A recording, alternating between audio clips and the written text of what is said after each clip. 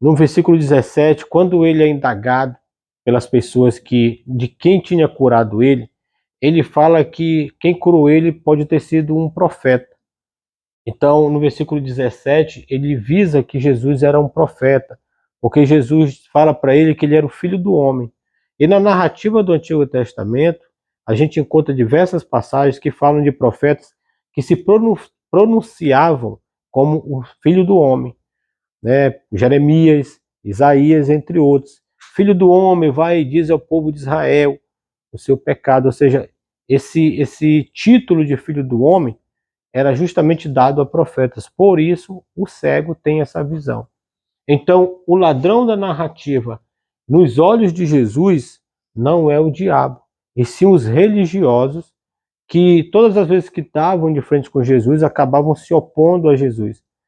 Às vezes por aquilo que ele falava, ou às vezes por aquilo no tanto que ele também praticava seus milagres. E quando Jesus diz que o ladrão que só veio matar, roubar e destruir, é justamente por conta de que os fariseus e os religiosos da época de Jesus, também os sacerdotes, eles eram muito ricos. Então todo o dízimo que era doado para o templo, a grande maioria eles ficavam para si mesmo. É por isso que em outras passagens Jesus vai dizer assim: vocês que sentam na cadeira de Moisés, ou seja, se acham os donos da lei, vocês entram na casa das viúvas e defraudam elas. Né? Jesus está fazendo uma figura de linguagem para falar justamente do dízimo. Por quê? Porque o dízimo ele era tributo para ações sociais. Ou seja, o dízimo ele era justamente ação social. E quem se alimentava dos dízimos eram órfãos, viúvas e estrangeiros. E o cego, ele não está nada mais, nada menos de que numa situação de calamidade, numa situação de abandono, porque as pessoas que estavam no templo não o ampararam da forma que Jesus o amparou.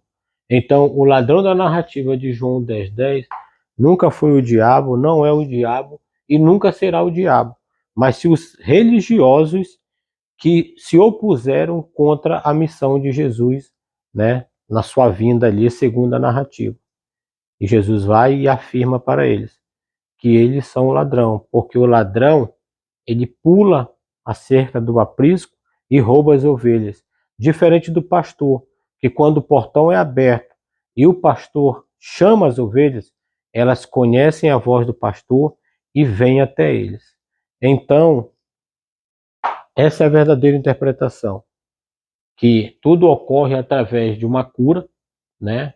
Jesus e os seus discípulos estão ali, e os discípulos fazem a pergunta para Jesus por que o cego é cego de nascença por conta do pecado ou do pai ou da mãe, e Jesus diz que não, que ele apenas está ali para que a glória de Deus tivesse sido manifestada nele, ou seja, através da cura.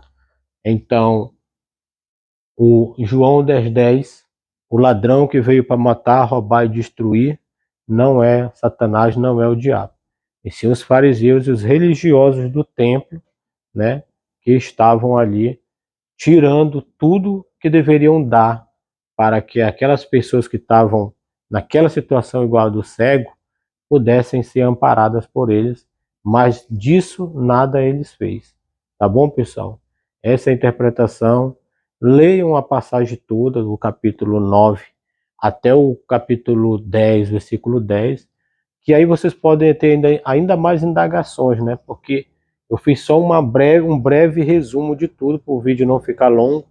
E se atentam a todos os versículos aqui, ó, de cada texto e contexto que estão na própria perícope, que vai do capítulo 9 ao capítulo 10, versículo 10.